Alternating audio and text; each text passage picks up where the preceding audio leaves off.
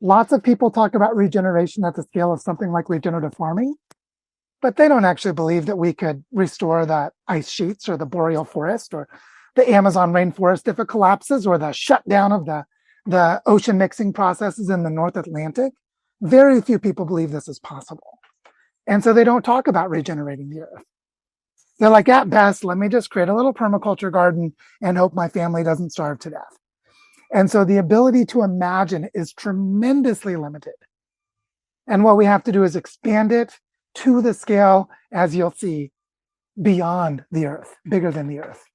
And so today I'm going to give you a glimpse into what earth regeneration really means, how the earth does it, and what it means for humans to be a part of it, so that we have a shared context for earth regeneration and practice moving forward.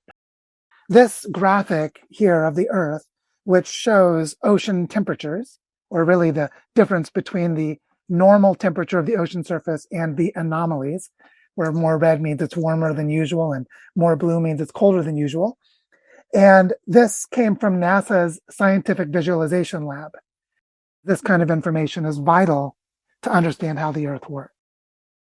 So, the way I want to set the context today is by share some guiding questions. These questions reveal to us how to understand earth regeneration in practice. First of all, we have to ask, what is regeneration? How does it work? What is it just in the most general sense? How does the earth regenerate? How does the earth do regeneration? So we need to explore that question. What is regeneration at a planetary scale, not just at the scale of an amoeba or of an ecosystem? What is the role of humans in the way that the earth does regeneration? We cannot participate in regenerating the earth if we don't know our role. But interestingly, there's an implication to what is the role of humans, which is, how does all of this relate to the universe?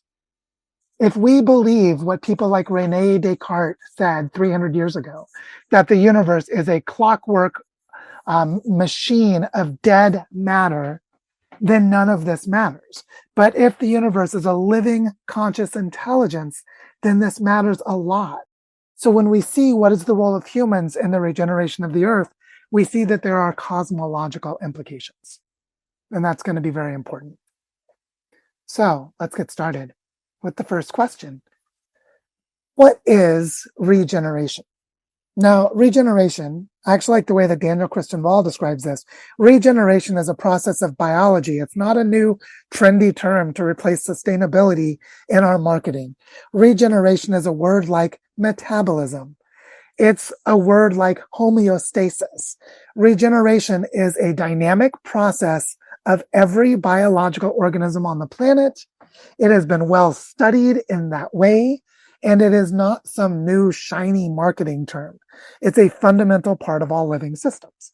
And as you can see in this graphic of what's called mitosis or cell division, is when a single-celled organism, its RNA spread across, and then they bond with other RNA or with DNA to create dual chromosomes, and then they create a cell membrane that separates them, and they pull apart, and the mother bacteria creates two daughter bacteria. That is a process of regeneration. Now, regeneration takes place in three basic forms in all living organisms. Every living organism needs to seek food, or said another way, it needs to find the energy and materials to rebuild itself as it's being used up.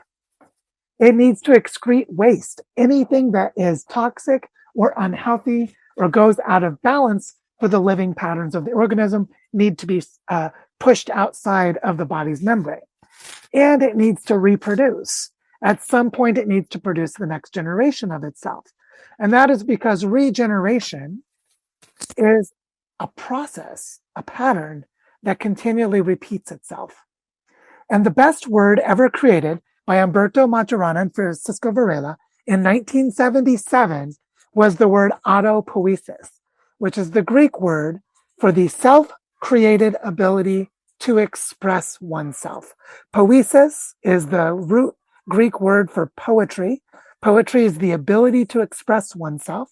Auto poetry is the creation of the ability to express oneself, which is to say an organism is able to express itself continuously, but then it reproduces the conditions of being alive by looking for energy in food, by excreting waste, and by reproducing itself.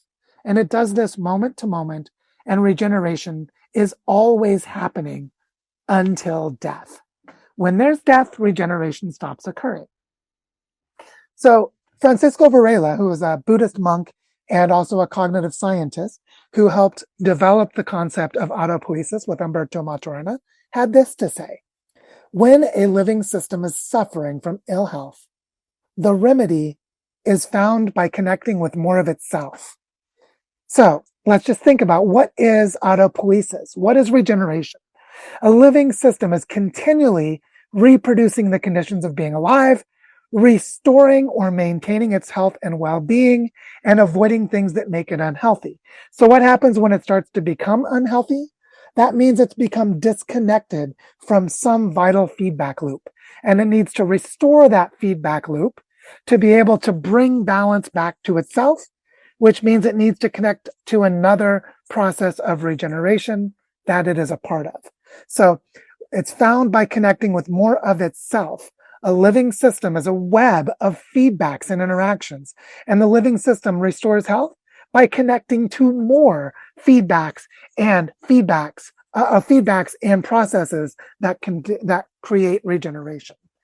So the way that humans can help regenerate the earth can be found in this statement.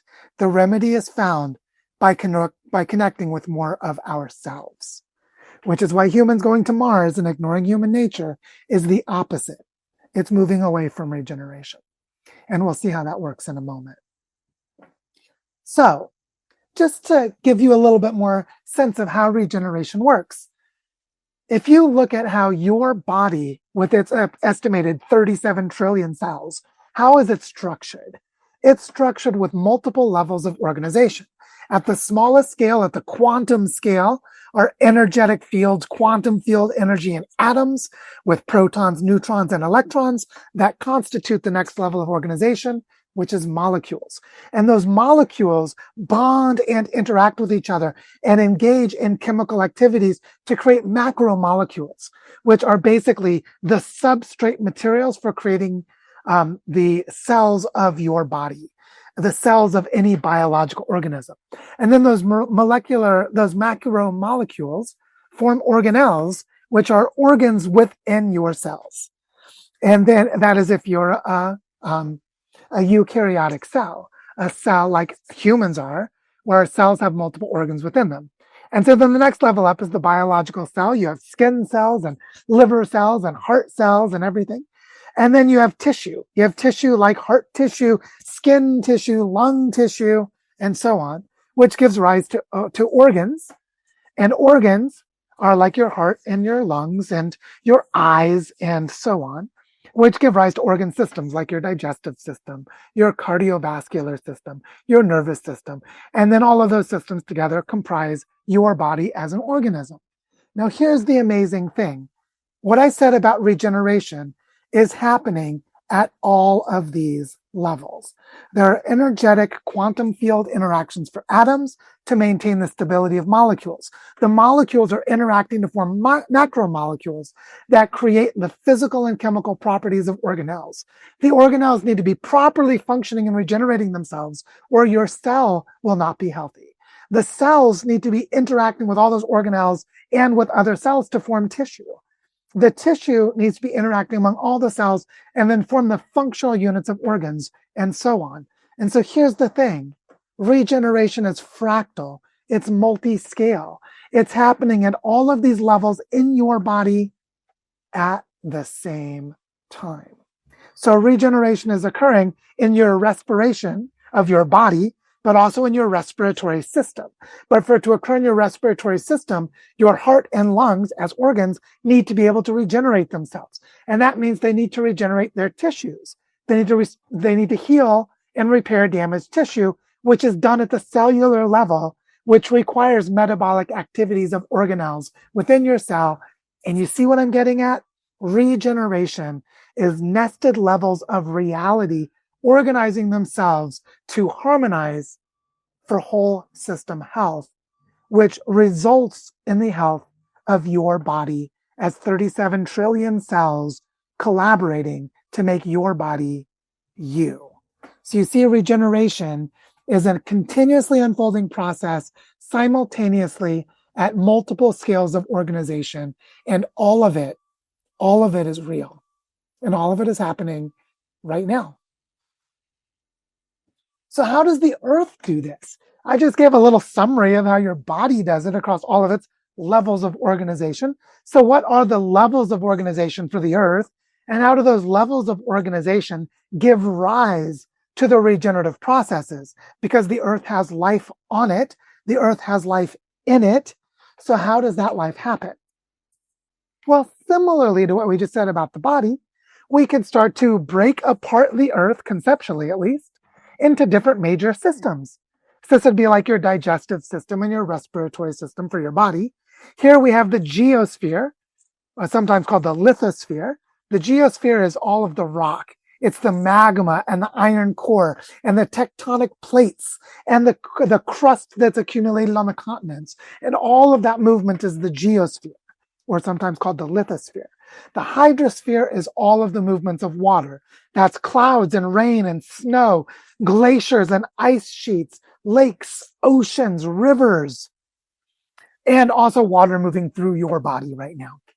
The biosphere is all of the aggregation of interactions of every living being on Earth, every plant, animal, fungi, microorganism, and all of their interactions. Spores of mushrooms floating in the air through clouds, being transported with aerosol dust from the Sahara to seed rain in the Amazon. The biosphere is all of the living beings of the earth. And then the atmosphere, or the climate system, is the way that the planet moves temperature, moves heat. The most rapid way to move heat around is changing forms of water through all of the weather of the earth and all of the movements of the air. And you start to see that the earth is engaging regeneration through processes of rocks and plate tectonics, and through erosion, and through mineral deposits and the cycling of minerals, through the movements of water, through the movements of air, and through the interactions with all living beings and all living organisms. Said another way, the earth is a meshwork of interwoven systems, and each of them is contributing to the living processes that emerge. So the earth is regenerating itself through plate tectonics. It's regenerating itself through ocean current and the circulation of the ocean. It is regenerating itself through biotic or biological activity, and it is regenerating itself through the movements of air and the exchanges of heat in the atmosphere. These are the primary systems that regeneration occurs within at the planetary scale. And so let's just look at an example of this. This is 600 million years of plate tectonics. And what you may not see here, but we'll talk about more in future sessions, is that as plate tectonics is occurring, there is erosion where carbon and calcium are deposited into the ocean floor. They go down into the magma. They're pushed up through the subduction zones to form mountains, which then through weathering processes run back to the sea, what's called the carbon cycle. And that carbon cycle enables the continual reconstituting of bones and shells in the ocean. And also the distribution of land on Earth. Notice that right now, about 70% of the land mass on Earth is in the northern hemisphere. And that means 70% of the world ocean is in the southern hemisphere. That distribution of land mass changes the kind of climate we have, changes the kinds of ecosystems we have, changes where the storm tracks and precipitation are. And so the movement of tectonic plates regulates the Earth's living systems on timescales of millions to hundreds of millions of years. Now let's look at a process that's much faster. This is an animation of 30 days of precipitation. Globally, every dot you see is where it rained somewhere at any time during a 30-day period. Now just notice those bands of yellow, red, and green, the massive intertropical convergence zone, the incredible rainfall that gives us the biodiversity and the biomass of rainforests and cloud forests throughout the tropics. that you can see that very clearly in 30 days of rainfall. Also notice where Africa is, and that North Africa is dark.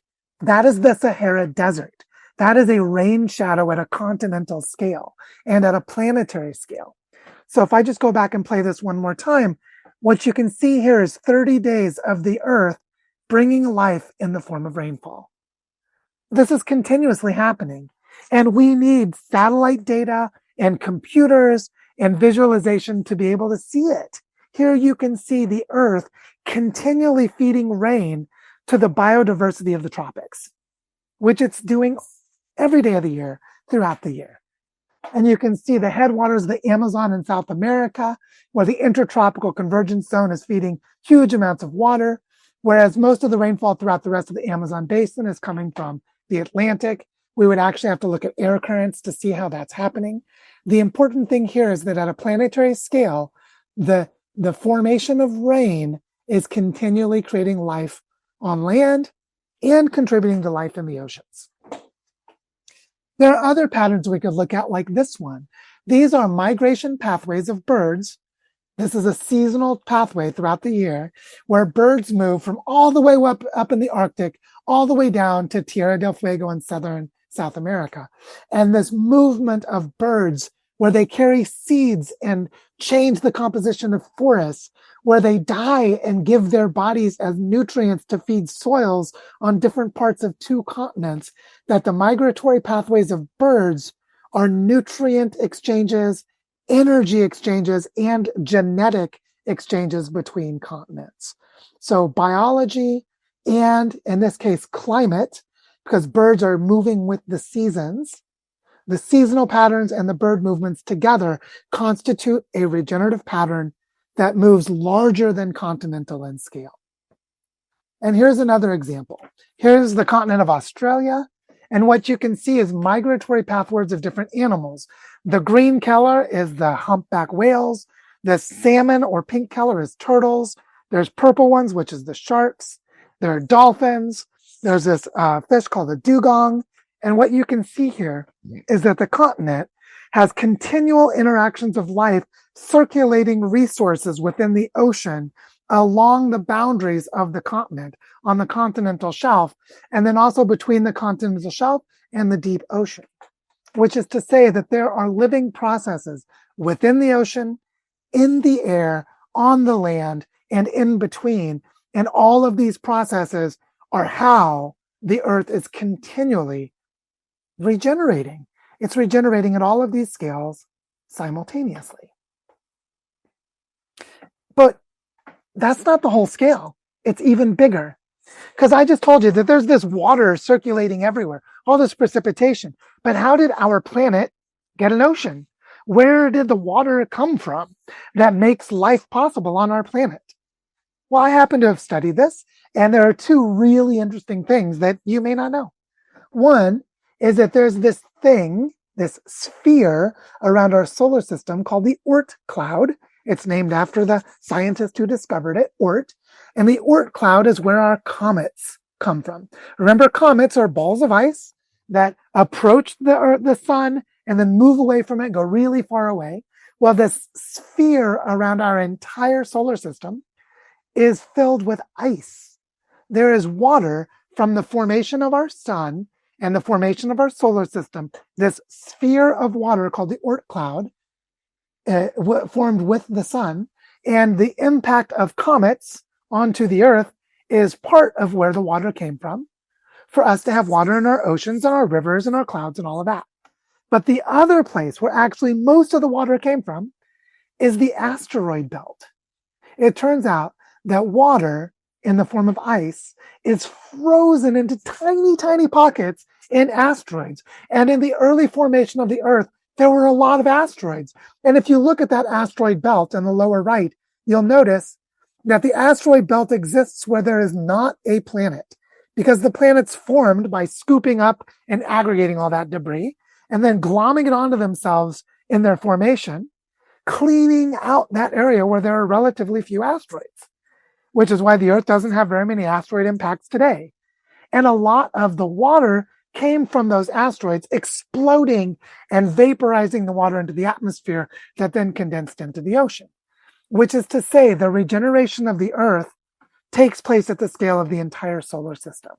The Earth is able to regenerate itself because it aggregated all of the water that the Earth needs from the Oort cloud with comets and from microcavities of water in asteroids as the Earth formed, which means Earth regeneration is at least at the solar system scale.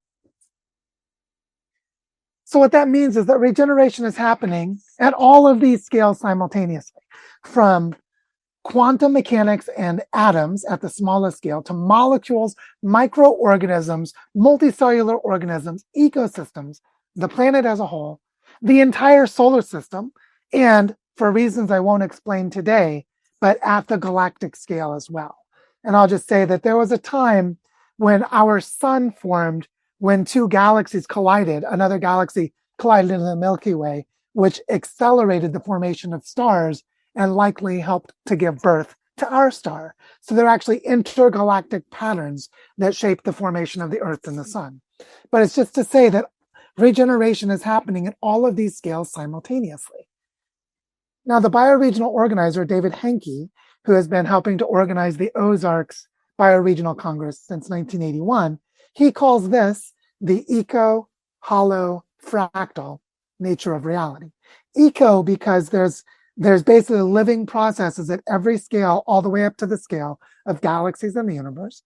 Hollow, meaning holographic, which means you can see the patterns of the entire universe replicated down in scales, and the patterns of life replicated up in scales, and you can see the same patterns held across scales. And fractal because there's similarity in the patterns across scales.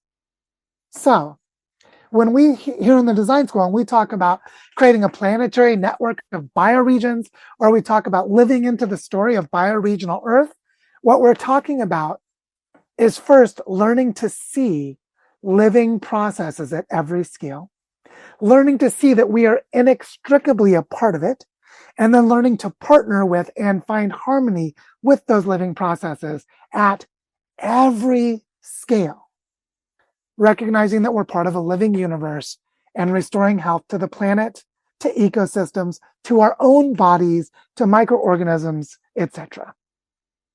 And so, what does it mean to be human inside of this eco-hollow-fractal reality?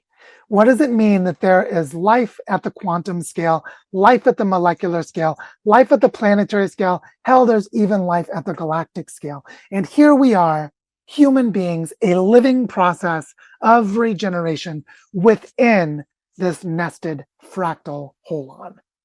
What does it mean to be human inside of this? Well, humans are a strange animal.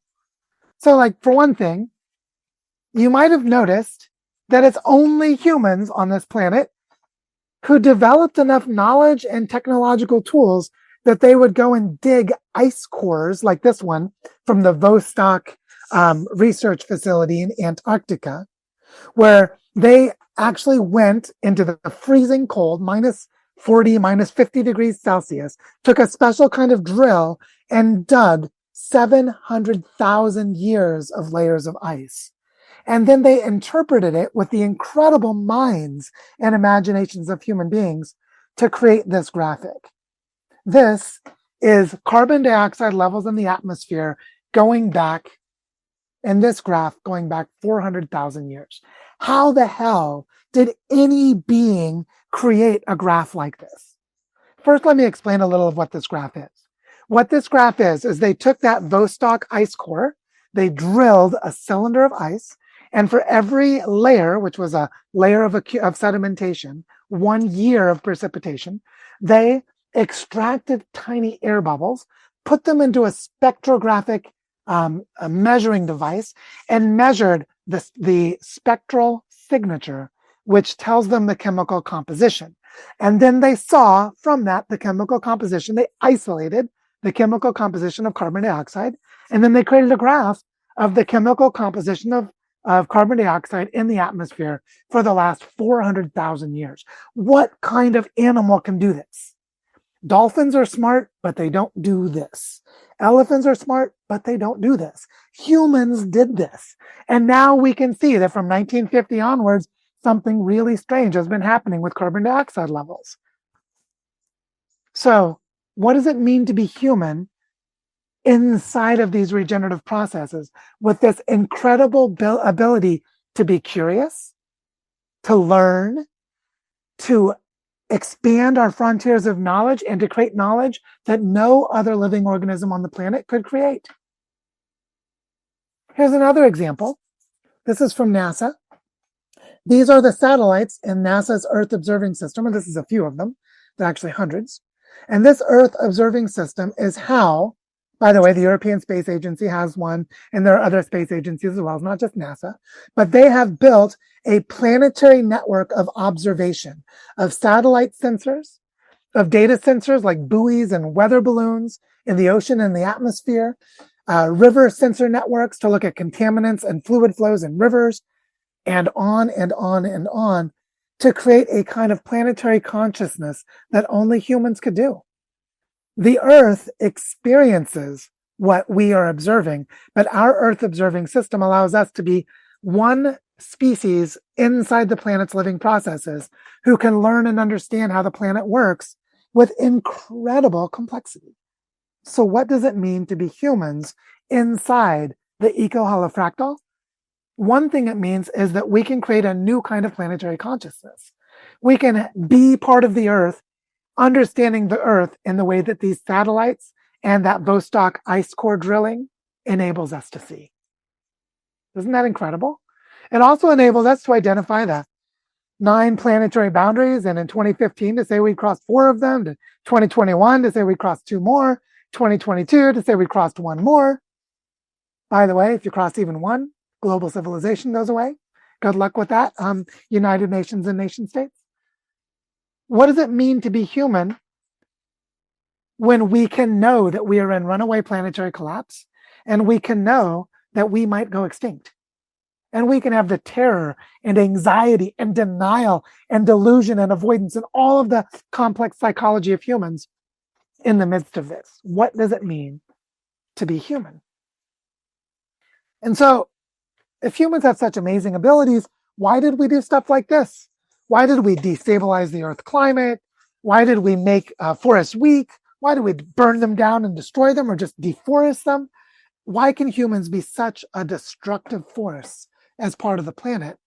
Especially considering for 99% of human history, we were like this. 99% of human history, we lived in hunter-gatherer societies with reverence and a sense of the sacred and a deep spiritual connection to our ecological existence.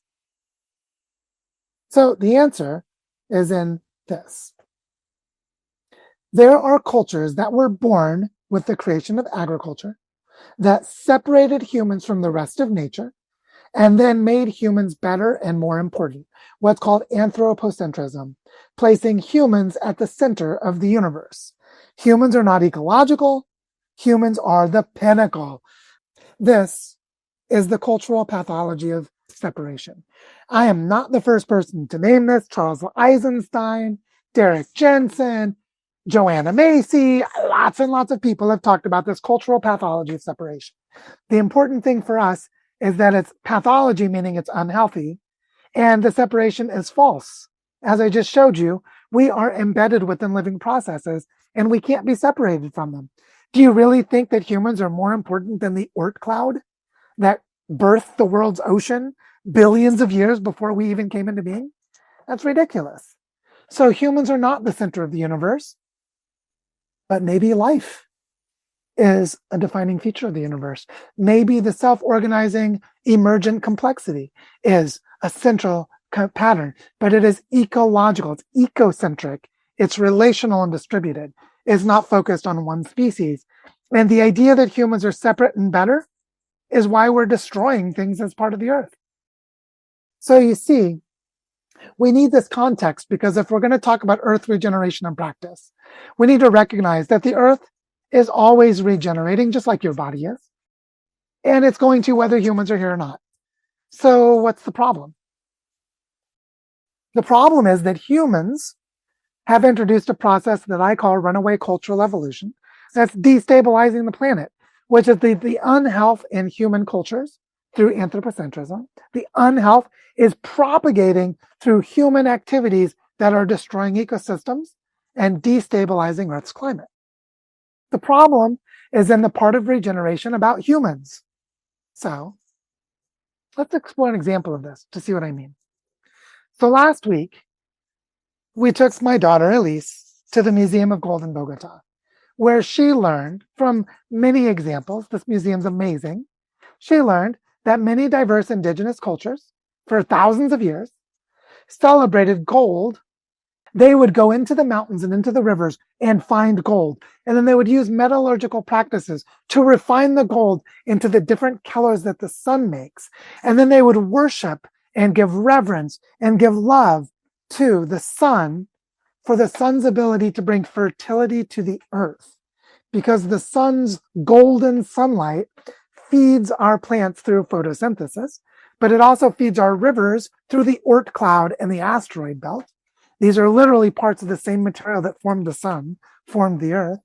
And it was the sun's context that made life possible on our planet. And so for the indigenous peoples of the northern Andes, they saw gold as the sun's ability to bring fertility to the earth. But we also learned in our visits to this museum that the Spanish conquistadors interpreted gold very differently. They saw gold as a precious metal that they could shape into money, that then they could pay to armies, and those armies could conquer, rape, pillage, steal, destroy, colonize. So the problem isn't the gold. The problem is the mindset of separation and domination. The problem is a pathological human culture. And that pathology was not with the indigenous people. It was with the Spanish conquistadors in the case of Colombia. And so you can see that the illusion of separation and the cultural pathology of anthropocentrism, that gold is reduced to a tool for humans in their game of conquest, rather than gold is part of the sun's ability to bring life to earth that we are a part of. Just look at the difference. It's so profound. So how do we restore health to the planet? Well, now we can go back to Francisco Varela. When a living system is suffering from ill health, those 7 planetary boundaries that we cross, those are all indicators of planetary health being ill. The Earth is sick in a certain sense. The remedy is by connecting with more of itself. Humans are part of the Earth. The Earth has all of these interconnected systems, which includes all of the biosphere. Humans are a tiny part of the biosphere. How do we restore health to the Earth? We as human beings need to connect ourselves back to life. We need to connect with rivers, connect with birds, connect with soils, connect with atmospheric rivers, with rainfall patterns, connect ourselves with the movement of tectonic plates. We are part of those living processes. So our work is cultural. I'm saying that if we don't understand these nested levels, we actually cannot engage in regeneration. Many of you have seen me give talks about the scale of the plot of land for your beautiful permaculture project. But then because the plot of land is bounded and the watershed moves into your land and out of your land, those ecological connections are at a larger scale. That we have to move up to this bioregional scale. This is why.